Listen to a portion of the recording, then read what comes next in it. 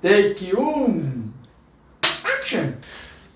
Olá, amigos do canal Faro Frame, estamos de volta. Eu e o homem mais sexy de 1994, em Bauru.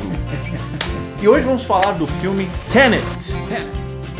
Que esse é o título do filme, em português e em inglês. Tenet. Ainda bem que não traduziram. Action! Metendo o nariz no filme alheio. Curiosidade número 1. O título Tenet é um palíndromo, ou seja, uma palavra que permanece igual quando lida de trás para frente. Número 2. Foi utilizado um avião 747 real na cena da explosão no hangar. A manobra foi toda de efeitos práticos, sem efeitos visuais ou o famoso CGI.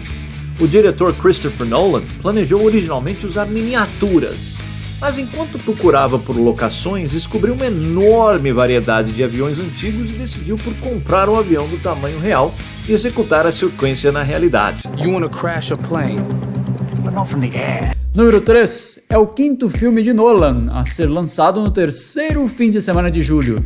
Já é chamada de uma data de sorte para Nolan, pois seus 4 projetos anteriores continuaram com sucesso nas bilheterias. Number 4. Havia muito sigilo, extremo até, ao redor do projeto antes do seu lançamento. O ator Robert Pattinson disse que só teve permissão para ler o roteiro em um escritório trancado às 7 chaves nos estúdios da Warner Brothers.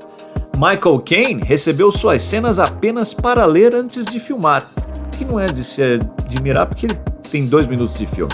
Antes do lançamento do filme, Caine disse à imprensa que não tinha ideia do que o filme era, apesar de ser um amigo muito próximo e colaborador frequente do diretor Christopher Nolan. Número 5. Tenet é um filme grandioso, envolveu 250 pessoas nas gravações principais e usou 7 países como locações: Dinamarca, Estônia, Índia, Itália, Noruega, Inglaterra e Estados Unidos. Curiosamente, um dos únicos países a serem citados nominalmente no filme, Vietnã, não foi uma locação na realidade, devido às dificuldades operacionais de navegar o caríssimo iate no Sudeste Asiático. Número 6. Para filmar a elaborada sequência de perseguição de carros para frente e para trás, com muito pouco ou quase nenhum efeito visual, uma equipe de 20 pilotos experientes foi montada na Califórnia, que mais tarde se juntou a dublês pilotos experientes da Estônia, Praga e Reino Unido. As filmagens duraram 3 semanas e exigiram que as equipes fechassem 8 quilômetros de uma rodovia de 6 pistas no centro de Tallinn, capital da Estônia. Número 7. Além de fazer acrobacias ao contrário, o elenco principal realmente aprendeu a falar ao contrário também. E não é só isso. Sir Kenneth Branagh não apenas aprendeu a falar ao contrário, mas também teve que fazê-lo com sotaque russo, já que na vida real ele é irlandês. Número 8. Este filme contém apenas 280 cenas com efeitos visuais, menos do que a maioria das comédias românticas modernas.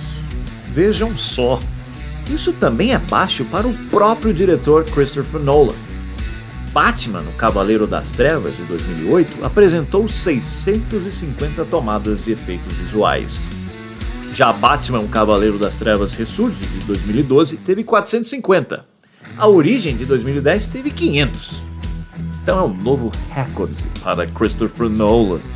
Curiosidade número 9. O diretor Christopher Nolan é um grande fã dos filmes de James Bond. James Bond. O famoso 007. E este amor pelo gênero de espionagem flui por meio deste filme. Nolan realmente fez o possível para não assistir nenhum filme que pudesse influenciá-lo abertamente enquanto trabalhava em Tenet. Ele estava tentando criar a empolgação que muitas pessoas sentiam assistindo aos filmes de Bond quando eram meras crianças. Pedro, solta a fita. A fita técnica. Pedro, manda a fita. Duas vezes! Pedro, por favor, a ficha técnica. A ficha técnica, Gustavo. Temos John David Washington, Filho do Denzel. filho do Denzel Washington. Denzel. Ele é o protagonista. Só isso. No Fight Club tinha um narrador. E aqui tem Temos o protagonista. Temos Robert Pattinson, o vampiro. Isso. Ele faz o Neo. Aí temos o diretor Christopher Nolan. Me recuso a falar o nome dessa moça, que ninguém sabe quem ela é. Tá. Isso era importante no filme, né? Ela é importante, mas tá bom. É Elizabeth Debicki, que faz a Cat. Tá E o Kenneth Branagh, que é o cara mais importante, você não colocou aqui. Kenneth Branagh, o Sator. Eu peguei do seu negócio. Ah, Gustavo. Gustavo, esse filme deu dinheiro ou não? Deu dinheiro, mas também gastou, que uma beleza. Quanto que ele gastou? 205 milhões pra fazer o filme. A bica, né? Mas ganhou quanto? Ganhou 363 milhões, Bom. bastante grana. Questão de premiações, ele teve ali 2 indicações ao Oscar, ganhou com melhores efeitos visuais, obviamente. Né? O BAFTA também ganhou melhores efeitos visuais. E o Critics' Choice Awards teve 5 indicações, ganhou também com melhores efeitos visuais. Muito bem, Gustavo. E aí, Pedro, que histórias você tem para nós? Gustavo, eu vou deixar você falar da Pedra Sator.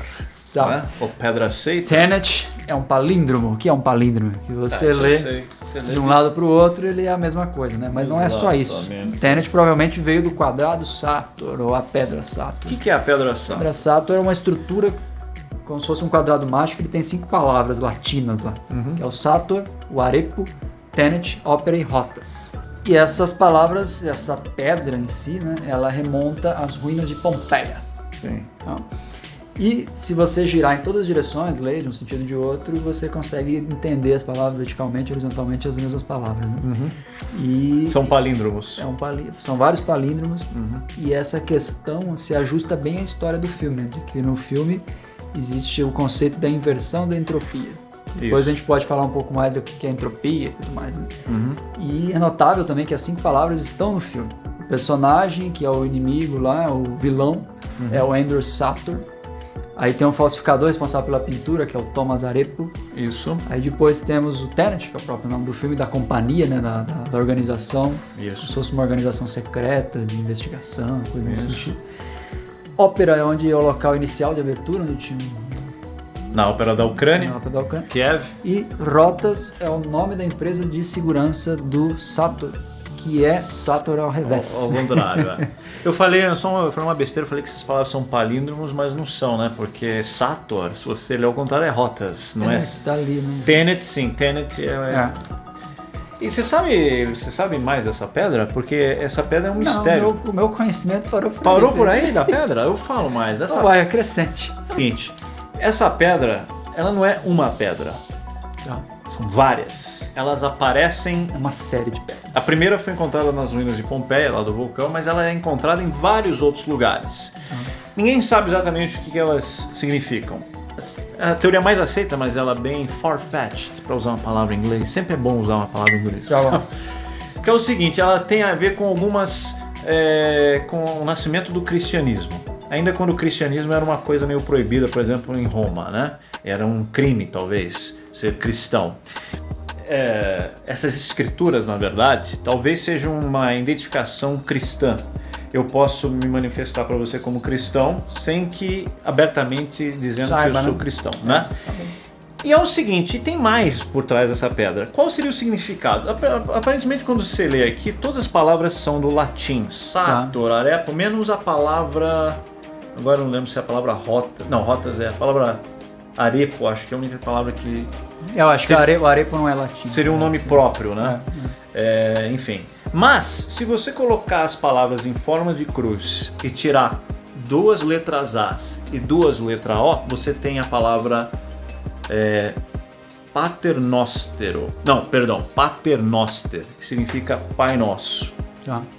Eu tinha visto uma teoria também que falava que era como se fosse um versículo bíblico que falava de um lavrador que chamava Arepo. Que estava arando a terra. Arando a terra, Bom, poderia ter muita relação com o cristianismo, mas daí vai a invenção das teorias, né? É uma coisa ainda obscura, mas o fato interessante, além de se você colocar a palavra em forma de cruz, que você está vendo aí na tela, fica paternoster nos 2 eixos, e os 2 As e os 2 Os que ficam de fora faz aquele negócio que Jesus falou que eu sou o início e o fim, eu sou alfa e ômega.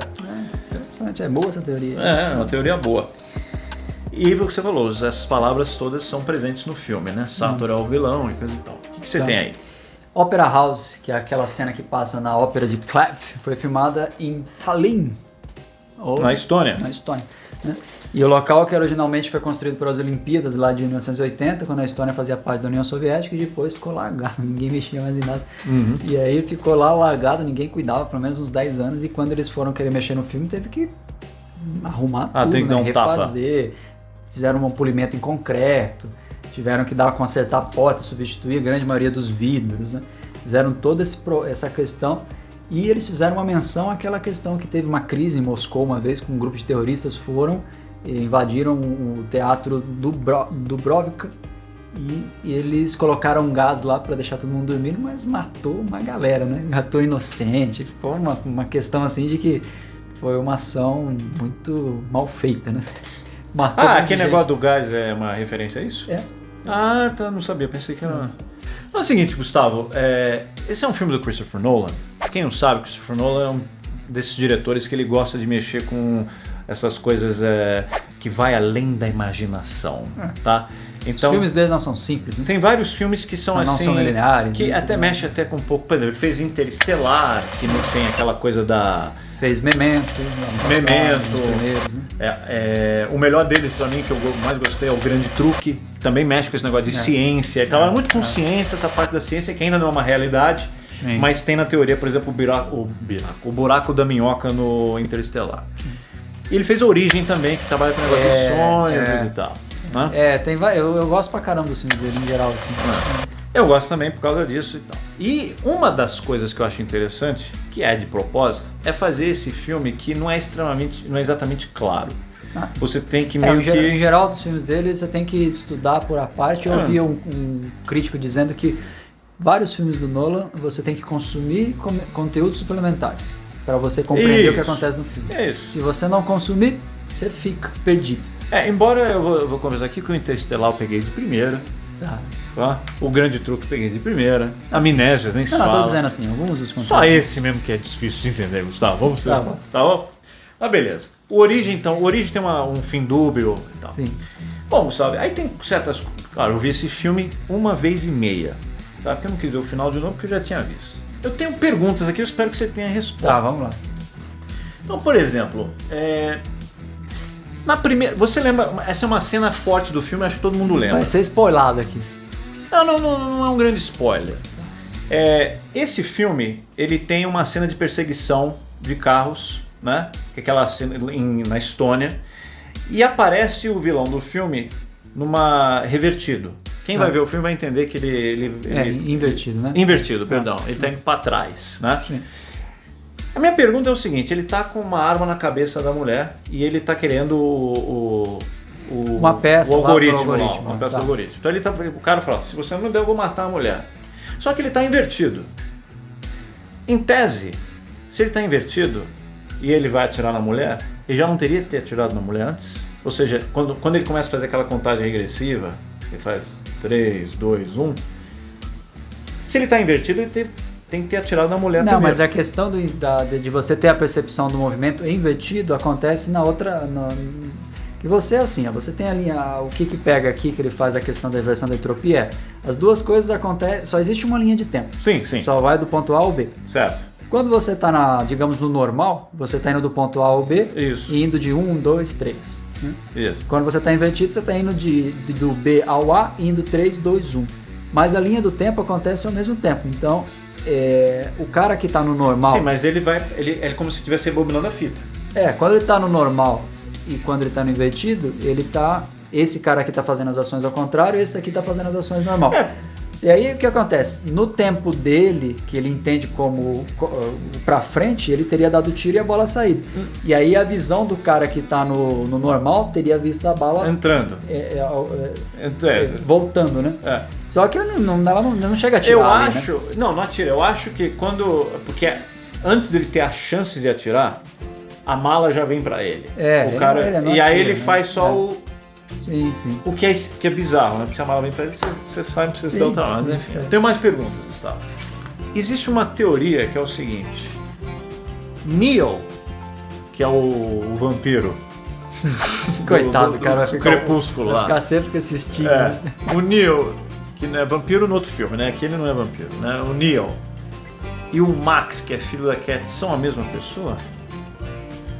E na hora que tem um momento... Eu não tinha pensado nisso. Acho que isso é uma viagem do... Uma viagem bem viajada aí, né? Tá. Não faz muito sentido, ele é adulto lá, né? Tem mais perguntas aqui, mas acho que você não vai saber responder. Qual é a sinopse do filme, Gustavo? Sinopse do filme é um cara que é recrutado. Esse filme lembra 007, né? 007 com pirotecnias, né? Ele tem de inspirações, propósito, digamos, né? Então é um cara que é um agente de uma força especial, que ele é recrutado por uma outra agência e ele quer evitar o fim do mundo. Então, bem em linhas do 007, só que, obviamente, existe uma dinâmica científica aqui que falam que é possível inverter a entropia. Aí lembrando, o que é entropia? Entropia é o movimento das moléculas saindo de um estado mais organizado para menos organizado. Então um exemplo que eu vi para explicar um pouco essa questão de entropia é você pegar um conceito que você tem, por exemplo, a água em formato de gelo. Quando ele está derretendo, ele está saindo do formato mais organizado, que ele está num bloco, para um menos organizado, que vai ficar numa outra forma, né, que seria a forma de água. E ele não vai conseguir voltar ao estado original sem algum tipo de intervenção. Então é sólido para líquido, depois líquido para gasoso e assim vai.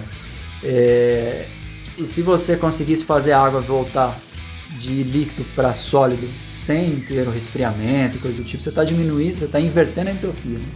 Então existe. Mas o que tem a ver com o filme, né? Você ia falando sinopse? Não, a questão da entropia, lá dentro ele explica que pessoas do futuro estão tentando inventar uma tecnologia que consegue inverter a entropia das coisas em geral, qualquer objeto, e eles começam a fazer isso de uso mais militar, faz isso com balas, com armas, e eles começam a fazer isso para o passado para conseguir... faz tipo uma organização que tem interesses em fazer coisas no passado, mandar elementos do passado, e existe como se fosse um tráfico de coisas, né? O cara manda dinheiro, vai construindo... Isso, na verdade é o que você falou, a organização arma, que descobre como inverter entropia. Tem uma máquina, né? Não é que você passa na máquina, o que passa naquela máquina, a entropia é invertida, né? Por isso que você volta no tempo. Eu posso dar uma demonstração, né? Mas antes, só para terminar. Então,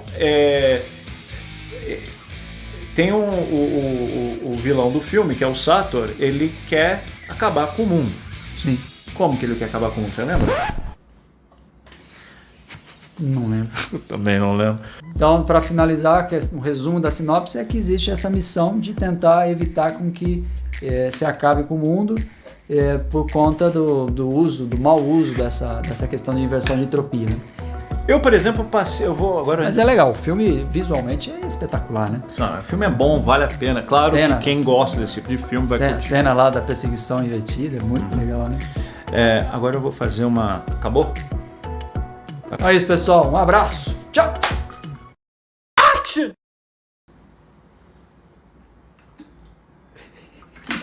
Que agora...